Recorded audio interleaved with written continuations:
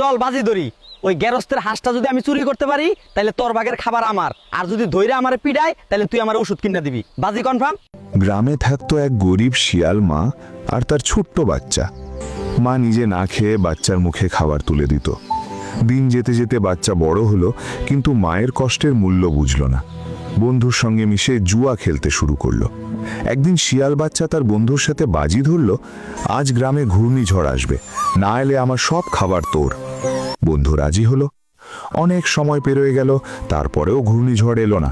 তার জমানো সব খাবার বন্ধু নিয়ে গেল। পরদিন সে মায়ের কাছে আরো খাবার চাইল। মা কাঁদতে কাঁদতে বলল, বাবা, আমার কাছে অল্প কিছু খাবার আছে, এর চেয়ে বেশি খাবার আমার কাছে নেই। রাগে বাচ্চা বলল, খাবার দিতে না পারলে জন্ম দিলে কেন, তুমি চলে যাও। বুক ভরা কষ্ট নিয়ে মা গ্রাম ছেড়ে চলে গেল। পরের দিনে শিয়ালের বাচ্চা তার বন্ধুর কাছে গেলে বন্ধু বলল, তোর ফলগুলো আমাকে একটু দে, আমি তোকে পরে দিয়ে দিব। শিয়াল বাচ্চা বিশ্বাস করে তার অবশিষ্ট খাবার দিয়ে দিল। দিন গেল, রাত গেল,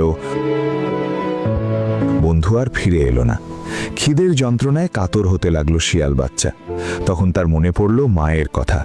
হায়, যদি মাকে তাড়িয়ে না দিতাম তাহলে আজ এত কষ্টের মধ্যে পড়তাম না।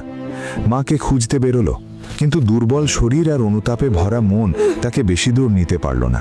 পথেই সে নিঃশব্দে পড়ে মারা গেল। জুয়ার লোভ সাময়িক উত্তেজনা দেয়, কিন্তু শেষে পরিবার, সম্মান আর ভবিষ্যৎ কেড়ে নেয়। পরিশ্রমের টাকা শান্তি আনে, জুয়ার টাকা শুধু বিপদ ডেকে আনে। জুয়া কোনো খেলা নয়, এটা ধ্বংসের শুরু। আজই না বলুন জুয়াকে।